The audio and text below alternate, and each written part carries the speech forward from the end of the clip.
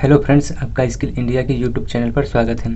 Friends, आज जो हमारा 3 फेज मोटर का है, ये पार्ट 3 है। इससे पहले हम पार्ट 2 पार्ट 1 अपलोड कर दिए हैं। अगर आप उस वीडियो को नहीं देखे हैं तो सबसे पहले उस वीडियो को देखिए।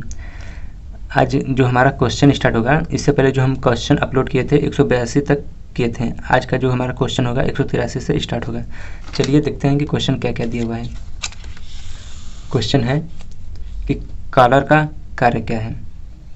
तो हमें एक रोटर दिखाया गया है जिसमें जो ब्लैक कलर का है इसे हम कॉलर बोलते हैं, और ये वाइट कलर का होता है इसे हम फ्लैंज बोलते हैं, और ये है इसे हम कॉइल टैपिंग बोलते हैं।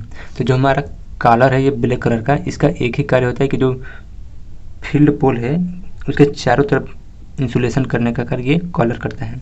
जबकि ये जो वाइट कलर का है जिसे हम इसका और को करने का, यानी हमारा ऑप्शन हो कॉलर का कार्य क्षेत्र और उनसे करना, यानी हमारा। नेक्स्ट क्वेश्चन है कि किस प्रकार की वाइंडिंग तार को सबमर्सिबल पंप मोटर को वाइंडिंग करने के लिए प्रयोग किया जाता है। मतलब पूछ रहा है कि जो सबमर्सिबल पंप मोटर होता है उसमें हम किस प्रकार का वाइंडिंग करते हैं। तो हमारा ऑप्शन हो जाएगा पीवीसी प्रकार का, ऑप्शन नंबर ए। नेक्स्ट क्वेश्चन है कि एसी मोटर में लंबी कार्ड वाइंडिंग न करने का क्या कारण होता है। मतलब कि जो एसी मोटर होता है, अगर हम लंबी वाइंडिंग करेंगे तो हमारा ओवर हैंगिंग ज़्यादा हो जाएगा। अगर ओवर हैंगिंग ज़्यादा हो जाएगा तो करंट भी ज़्यादा हो जाएगा। यानी कि हमारा जो ऑप्शन हो जाएगा कि जो अधिक वाइंडिंग होगा उसे हम कम करने के लिए, यानी कि अधिक वाइंडिंग तार की आवश्यकता से बचने के लिए हम करते हैं, यानी ऑप्शन नंबर सी हो जाएगा।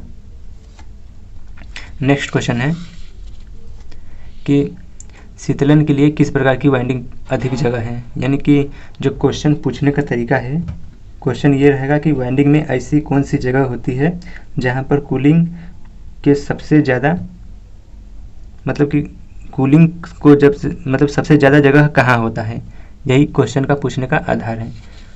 तो जो हमारा ये मान लीजिए हमारा रोटर है,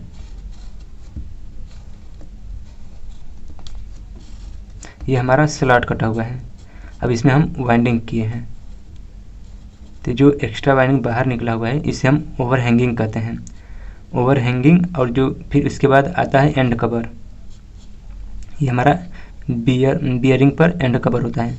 तो जो एंड कवर और ओवर हैंगिंग के बीच जो खाली स्थान होता है, यहीं पर ज़्यादा हमारा स्पेस होता है वाइंडिंग को कूलिंग करने के लिए, और इसी जगह पर हम कूलिंग फैन का उपयोग करते हैं। यानी जो हमारा ऑप्शन हो जाएगा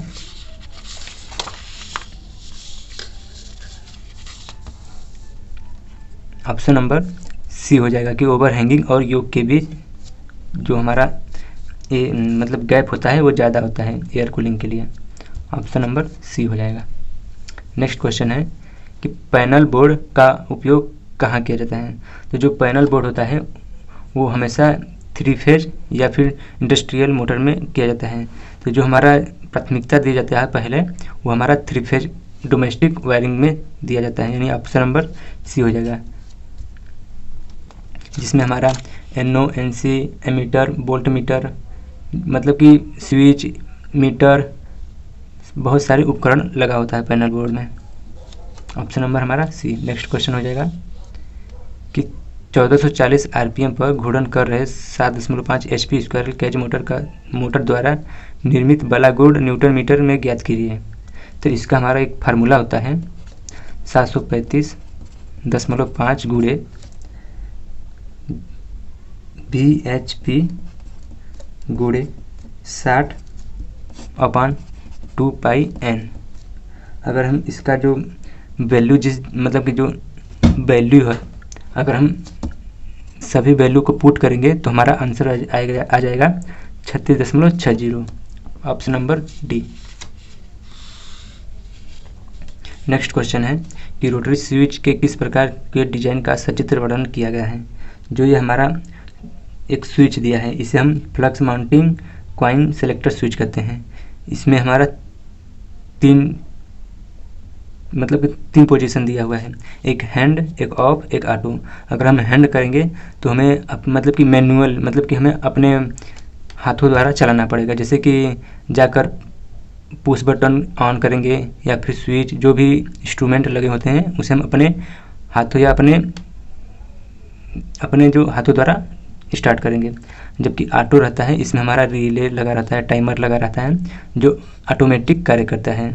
और जो ये हमारा ऑफ होता है, यह तो मतलब ना तो हैंड द्वारा ना तो ऑटो द्वारा, ये किसी के द्वारा रन नहीं करता है, ये हमेशा ऑफ रहता है। यानी जो हमारा ऑप्शन होगा कि सिक्के का स्लॉट, तो इस स्विच का नाम है flux mounting coil selector switch, यानी हमारा ऑप्शन नंबर सी हो जाएगा, कॉइन स्लॉट बोलते हैं इसे। नेक्स्ट क्वेश्चन है कि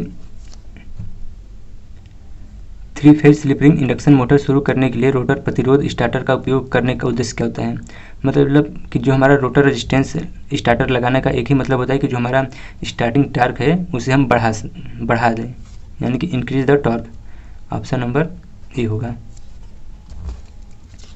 नेक्स्ट क्वेश्चन है कि गति नियंत्रण की कौन सी विधि केवल 3 phase slip ring induction motor के लिए आरोपित होती है। तो ये हमेशा रोटर रियोस्टेट स्पीड कंट्रोल का उपयोग करते हैं स्लिप रिंग इंडक्शन मोटर में। ऑप्शन नंबर बी हो जाएगा।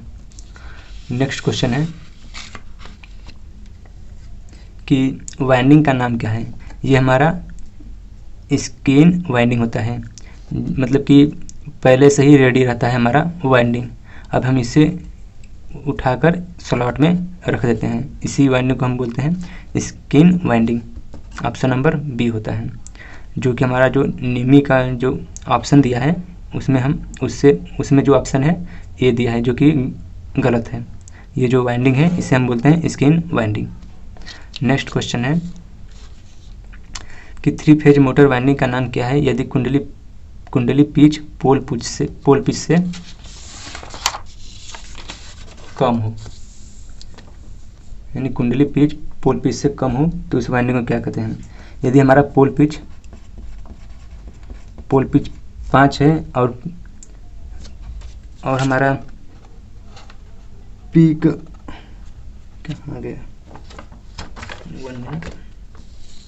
हाँ, यदि हमारा कुंडली पिच 5 है और हमारा पोल पिच भी 5 है तो हम इसे बोलते हैं फुल पिच।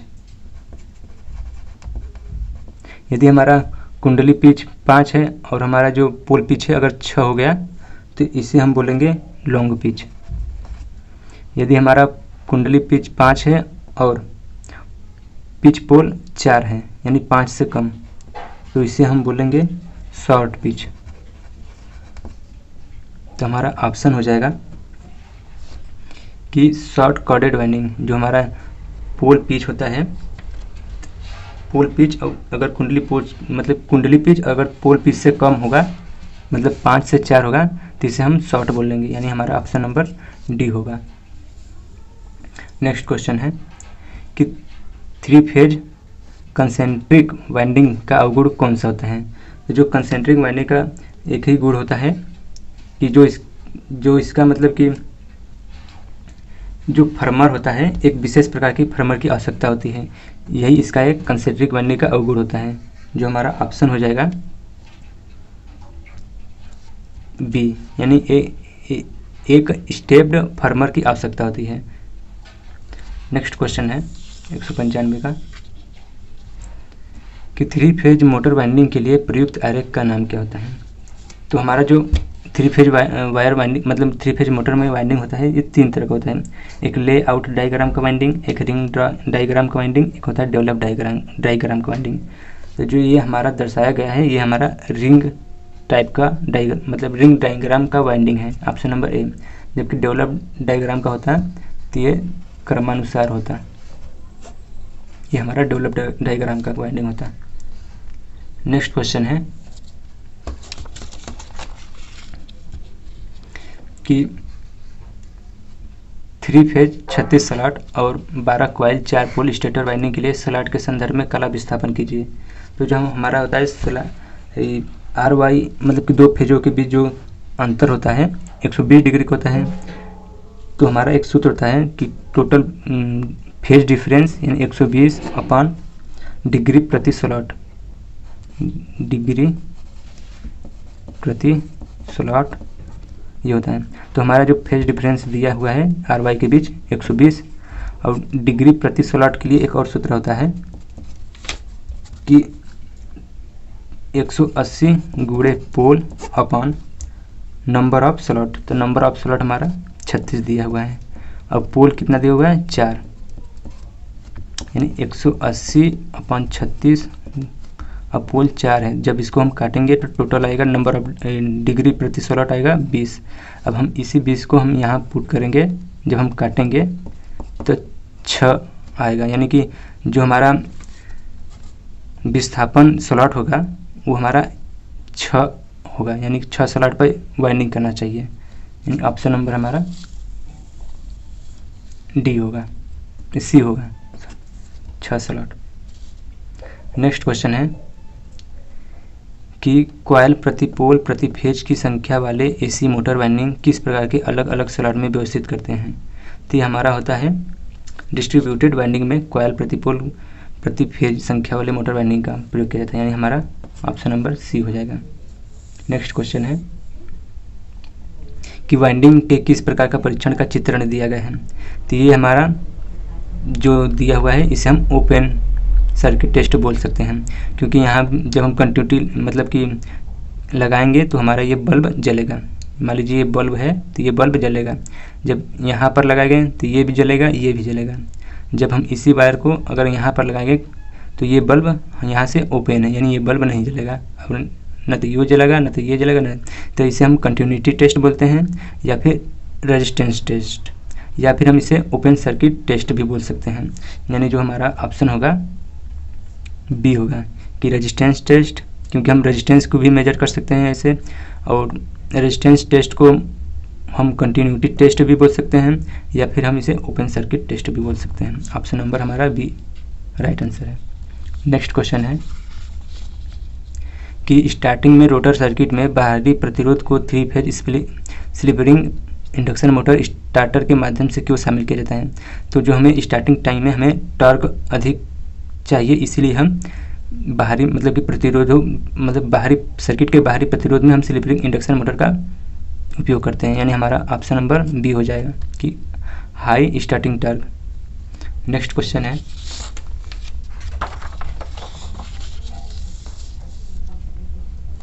कि यदि स्लिप रिंग इंडक्शन मोटर में रोटर वाइंडिंग खुले परिपथ में स्टार्टिंग किया जाता है तो मोटर पर क्या प्रभाव पड़ेगा।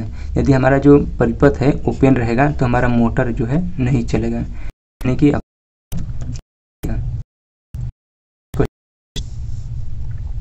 यदि एक कला दौरान मतलब कि जो हमारा सिंगल फेज है, मतलब कि जो हमारा RYB है, इसमें एक फेज फॉल्ट हो गया है, मतलब विफल मतलब हो गया फॉल्ट, तो 3 फेज मोटर का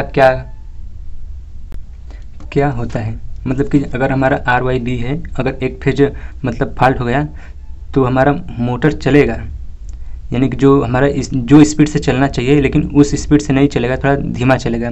और जो हमारा 2 फेज बचा हुआ है RY, इसमें हमारा हाई करंट प्रोड्यूस होगा, मतलब कि ओवरलोड ज़्यादा हो जाएगा, जिसके कारण जो हमारा मोटर चलते चलते मतलब कि जल जाएगा। यानी हमारा ऑप्शन हो जाएगा कि मोटर धीरे धीरे चलते चलते आखिरकार जल जाता है। ऑप्शन नंबर सी हो जाएगा। नेक्स्ट क्वेश्चन है कि लोड के साथ चलने के दौरान एक कला कट ऑफ होने पर 3 फेज इंडक्शन मोटर पर क्या प्रभाव पड़ेगा। सेम टू सेम वही क्वेश्चन है कि यदि हमारा 3 फेज है, अगर एक फेज कट ऑफ हो जा रहा है तो हमारा करंट बढ़ जाएगा, मोटर धीमे थोड़ी है वो जल जाएगा। Option number D. Next question है कि एकल कलाबद्ध प्रिवेंटर के साथ साथ स्टार्टर चालू नहीं होने पर क्या दोष होता है। मतलब कि जो हमारा स्टार्टर है सिंगल फेज में, मतलब कि जो यहाँ पर क्वेश्चन पूछा हुआ है कि एकल कलाबद्ध, मतलब कि अगर हम प्रिवेंटर के साथ स्टार्टर चालू नहीं होने पर क्या प्रभाव, मतलब उसमें क्या दोष होता है। यानी जो हमारा ऑप्शन है, अगर फेज सीक्वेंस अलग करेंगे तो जो मोटर का जो रोटेशन मतलब कि जो दिशा है वो बदल जाएगा, यानी ऑप्शन नंबर ए हमारा सही नहीं है। लाइन वोल्टेज में उतार चढ़ाव, अगर लाइन वोल्टेज में उतार चढ़ाव रहेगा तो जो पैनल मतलब कि जो पैनल बोर्ड में मैग्नेट कॉइल लगा रहता है, ओवरलोड कॉइल, वो एक बार मैग्नेट मतलब कि मैग्नेट होगा, फिर एक बार डीमैग्नेट होगा, यानी ये भी हमारा ऑप्शन गलत है। अब नेक्स्ट क्वेश्चन मतलब नेक्स्ट ऑप्शन है कि आपूर्ति लाइन में ढीला संयोजन। यदि हमारा आपूर्ति लाइन में थोड़ा सा ढीला भी संयोजन रहेगा तो उससे मतलब कि हल्का हल्का स्पार्क करेगा, यानी हमारा मोटर सही मतलब कि जो कंडीशन से चलना चाहिए वो चलेगा, ये भी गलत है। और जो डी ऑप्शन है कि मोटर पर गलत टर्मिनल का संयोजन, ये हमारा ऑप्शन सही है, जो स्टार्टर का प्रिवेंटर के साथ स्टार्टर, ऑप्शन नंबर डी हो जाएगा। नेक्स्ट क्वेश्चन है कि लोड होने पर 3 फेज इंडक्शन मोटर की कम गति पर चलने में दोष क्या होता है। तो लोड होने पर 3 फेज इंडक्शन मोटर में कम गति पर चलने पर दोष क्या होता है। तो दोष यही होगा कि जो हमारा स्टेटर वाइंडिंग का मतलब शॉर्ट मतलब कि जो स्टेटर वाइंडिंग है वो आंशिक रूप से शॉर्ट है, यानी ऑप्शन नंबर डी हो जाएगा। नेक्स्ट क्वेश्चन है कि कौन सी दोष स्थिति में थर्मल अधिक भार रिले एसी प्रेरण मोटर की रक्षा करता है। यानी जो हमारा थर्मल है ये ओवरलोड के कारण मतलब जो थर्मल लगाते हैं इसका एक ही उद्देश्य होता है, जब भी हमारा लोड बढ़े चाहे करंट हो या वोल्टेज, इसे हमें कट ऑफ कर दें। तो यानी हमारा जो हमारा आंसर हो जाएगा ओवर करंट के लिए। नेक्स्ट क्वेश्चन है कि एसी 3 फेज इंडक्शन मोटर की रोटर तुल्यकालिक गति प्राप्त कर लेती है, तो रोटर क्या होता है। मतलब कि यदि हमारा जो सिंक्रोनस मोटर है, यानी जो मोटर का रोटर है यानी रोटर स्पीड, ये रोटर स्पीड अगर सिंक्रोनस स्पीड पर चलने लगता है, यानी जो तो हमारा पूछने का मतलब होता है कि रोटर पर क्या प्रभाव पड़ेगा। तो यदि हमारा रोटर स्पीड सिंक्रोनस स्पीड पर चलेगा तो मतलब कि हाई स्पीड पर चलने लगा, यदि हाई स्पीड पर चल रहा है तो हमारा मतलब कि रोटर स्पीड में करंट भी ज़्यादा होगा, अगर करंट ज़्यादा होगा तो हमारा जो रोटर है वो जलने का खतरा ज़्यादा हो जाता है, यानी ऑप्शन नंबर डी होगा कि रोटर बार क्षतिग्रस्त हो जाता है, option number D. Next question है कि इंडक्शन मोटर में रोटर में खुले सर्किट का क्या प्रभाव होता है। यदि हमारा रोटर ही खुला है, ओपन है, तो मोटर शुरू नहीं होता है, मतलब कि स्टार्ट नहीं होता है, ऑप्शन नंबर ए। नेक्स्ट क्वेश्चन है कि मोटर में कुछ समय चलने के बाद फ्यूज के लगातार उड़ने का क्या कारण होता है। तो जो फ्यूज का उड़ने का कारण होता है वो होता है कि ओवरलोड, यानी कि हमारा ऑप्शन नंबर बी हो जाएगा कि जब चलने के बाद फ्यूज जो उड़ जाने मतलब कि फ्यूज जो होता है वो फॉल्ट होने का एक ही कारण होता है, या तो शॉर्ट सर्किट हो या तो ओवरलोड हो। तो यहाँ हमारा ऑप्शन नंबर बी हो जाएगा। नेक्स्ट क्वेश्चन है कि 3 फेज इंडक्शन मोटर में क्या होता है अगर एक कला शुरू होने के बाद मतलब शुरू होने के दौरान विफल हो जाता है। यानी कि हमारा जो फ्यूज लगा हुआ है, यदि हमारा मोटर चालू हुआ फिर कुछ देर बाद हमारा फ्यूज एक उड़ गया, मतलब ये जो होता है कुछ नैनो सेकंड में होता है, तो हमारा जो कुछ सेकंड बाद यानी जो हमारा सप्लाई जब गया तो हमारा मोटर थोड़ा धीमा चला होगा, फिर हमारा फ्यूज उड़ा होगा। मतलब कि जो ऑप्शन होगा कि मोटर चलती है फिर तुरंत रुक जाती है, यही हमारा आंसर होगा कि 3 फेज इंडक्शन मोटर में क्या होगा अगर एक फेज शुरू होने के दौरान विफल हो जाता है तो हमारा जो मोटर थोड़े समय के लिए चलेगा फिर हमारा रुक जाएगा, ऑप्शन नंबर ए हो जाएगा। नेक्स्ट क्वेश्चन है कि 3 फेज मोटर स्टार्टर का सिंगल फेज प्रिवेंटर के साथ बार बार ट्रिप का कारण क्या होता है। तो जो बार बार ट्रिप होने का कारण एक ही होता है कि जो ओवरलोड रिले है उसकी हम गलत सेटिंग कर देंगे तो हमारा ट्रिप बार बार हो जाएगा, ऑप्शन नंबर ए। अगर फेज सीक्वेंस गलत रहेगा तो जो हमारा रोटर का गति है वो अलग डायरेक्शन में चलने लगेगा, मतलब क्लॉकवाइज से एंटी क्लॉकवाइज। नेक्स्ट क्वेश्चन है कि थ्री फेज मतलब कि जो हमारा है थ्री फेज मोटर में स्टेटर वाइंडिंग में आंतरिक ग्राउलर परीक्षण करते समय हेक्सा ब्लेड रखकर लघुपतित कुंडली दोष क्या प्रदर्शित करता है। यानी जो हमारा ग्राउलर है, मान लीजिए एक ग्राउलर है, ये हमारा रोटर है आर्मेचर, अगर इस पर हम हेक्सा ब्लेड रख रहे हैं तो यदि हमारा कहीं से शॉर्ट सर्किट हुआ होगा तो हेक्सा ब्लेड हमारा कंपन करेगा तेजी के साथ। यानी ऑप्शन नंबर बी होगा कि हेक्सा ब्लेड का तेजी से कंपन करना।